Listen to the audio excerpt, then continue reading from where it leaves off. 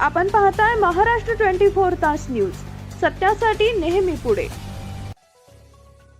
कामगार केसरी व कुमार केसरी कुस्ती स्पर्धेचं उद्घाटन। महाराष्ट्र कामगार कल्याण मंडळाच्या हुतात्मा बाबू गेनू मुंबई गिरणी कामगार क्रीडा भवन प्रभादेवी मुंबई इथं रविवार 37व्या राज्यस्तरीय कामगार केसरी आणि कुमार केसरी कुस्ती स्पर्धेचं उद्घाटन करण्यात आलंय।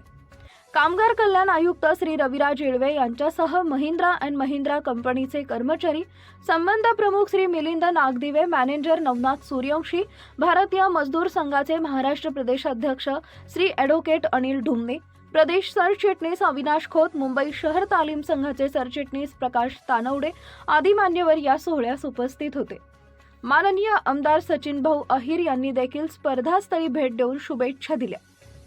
राज्यभरातून 145 कामगार पैलवान या स्पर्धेत सहभागी झाले असून दररोज सायंकाळी 5 ते 9 वाजेपर्यंत कुस्तीचे सामने होणार आहेत। राष्ट्रीय कुस्ती स्पर्धेच्या नियमानुसार स्पर्धा होणार असून कुस्ती सामने मॅटवर खेळवले जातील।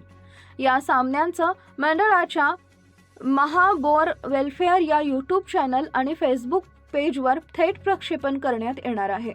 स्पर्धेचे अंतिम सामने व पारितोषिक वितरण सोहळा मंगळवार दिनांक 11 फेब्रुवारी रोजी सायंकाळी होतील। कामगार केसरी आणि कुमार केसरी किताब पटकावणाऱ्या कुस्तीगीरांना पारितोषिक रकमेसह चांदीची गदा, मानाचा पट्टा व प्रमाणपत्र देऊन गौरवण्यात येईल। कामगार केसरी कुस्ती स्पर्धेचे प्रथम पारितोषिक 75,000, द्वितीय पारितोषिक 50,000, तृतीय पारितोषिक 35,000 व उत्तेजनार्थ पारितोषिक 20,000 आहे।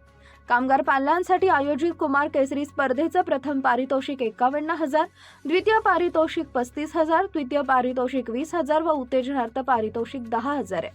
तसेच विविध 5 वजनी गटात सामने होणार असून विजेत्यांना 25,000 ते 10,000ची पारितोषिकं दिली जाणार आहेत।